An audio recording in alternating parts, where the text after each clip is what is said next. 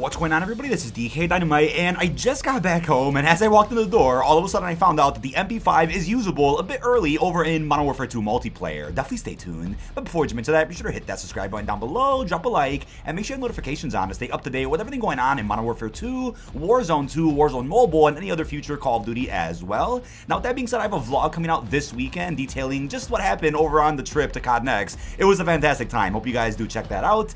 But when it comes to the MP5, what you want to do is make a loadout with a shotgun as your primary, put on overkill, and it'll let you use the Lockman as your secondary, which is in fact the MP5. Now, what's weird about this is upon doing this method, the MP5 just pops up normally in the main menu now, which is probably a bug, but I think regardless, Infinity Ward did have plans this weekend to release the MP5 anyway, so that makes sense. But I know as of right now, some people are upset that with day one of the multiplayer beta, there aren't any weapons you could use apart from the M4, but Infinity Ward put out a tweet saying that we're going to be seeing the M16, the Lockman 556, FSS Hurricane, the Lockman Sub, Lockman 762, the FTAC Recon, the LMS, the Rap H, and the 556 Icarus. And I'm sure all of that will be out by at least tomorrow. I'm posting this again on a Friday night during day one of the beta, but I'm certainly curious how the community is going to adapt to the brand new Gunsmith 2.0 system, which is drastically different from any type of creator class or gunsmith that we've had over every other Call of Duty in the past. I mean, I just think the way that it was marketed and the way it was explained in the blog post is still a bit confusing for your average player.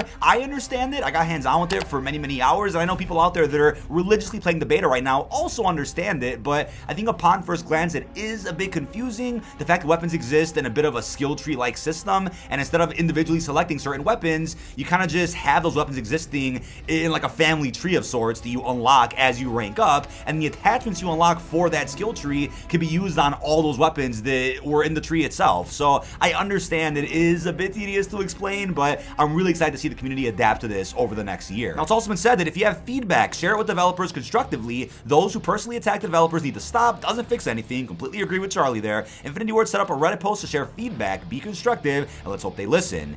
And again, Reddit's not the best place in the world to talk to anybody. I'm fully aware of that, but I'm happy that Infinity Ward is making an effort to find some place to really get the most feedback possible. And maybe they started with Reddit because Reddit is in fact one of the more toxic places of the internet. Maybe they even think that Reddit is less toxic than Twitter, which is subjective, of course, but I'm glad that they're at least setting up these talk spaces in as many places as possible to ensure that maximum feedback is provided. But over on Reddit, though, Infinity Ward did say they're replacing the museum map with Greenberg Hotel over here in the multiplayer beta. So it looks like there was a bug on museum, and the map played fine when we played it early at COD Next, but I do think for the general public with the beta today, there were some issues that were found, and I'm sure museum will be brought back at some point tomorrow or at the latest on Sunday. But yes, I'm also aware I saw quite a few comments out there talking about a new patch that was discovered for Cold War. It was added to the database, and from my understanding, it does look like the last two bundles that we got, what was it, about 3 weeks ago, those were the last for Cold War Year 2. I don't think Cold War is getting any more bundles, and I highly doubt now would be the time to release anything like a map or a weapon. What I think it is some type of integration inside of Cold War, not a serious integration by any means, but something in Cold War that lets you know, hey, by the way, MW2's beta is going on, and it'll probably be installed at some point on like Monday or something if I had to guess,